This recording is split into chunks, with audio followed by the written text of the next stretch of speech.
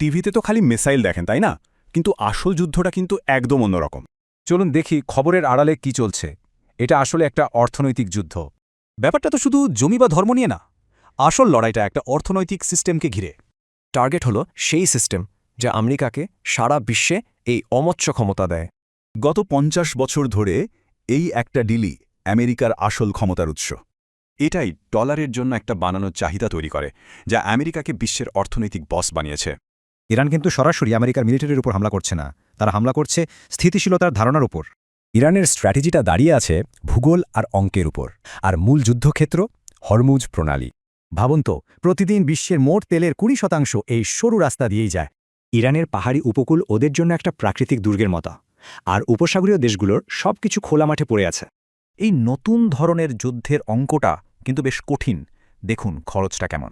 এই খরচের বিশাল পার্থক্যটাই আসল খেলা। সস্তা ড্রোন আটকাতে গিয়ে এই ডিফেন্ডাররা ফতুর হয়ে যায়। এর আসল উদ্দেশ্য হল সবাইকে বোঝানো যে এই এলাকাটা ব্যবসার জন্য আর নিরাপদ না। কিন্তু উপসাগরীয় দেশগুলোর একটা মারাত্মক দুর্বলতা আছে। ওদের সবকিছু একটা জিনিসের উপর নির্ভরশীল। এই দেখুন দুবাইয়ের অবস্থা, প্রকৃতি যা জল দেয় তার ১৭০ গুণ বেশি ওরা ব্যবহার করে।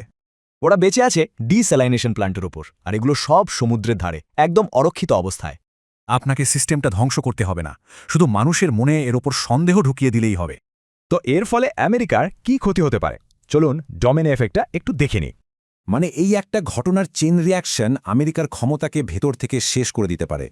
এদিকে চীন আর রাশিয়ার মতো দেশগুলো কিন্তু বসে নেই, ওরাও নতুন জোট বানাচ্ছে। এই যুদ্ধটা আমাদের চোখে আঙুল দিয়ে দেখিয়ে দিয়েছে যে সিস্টেমকে আমরা চিরস্থায়ী ভাবতাম তা আসলে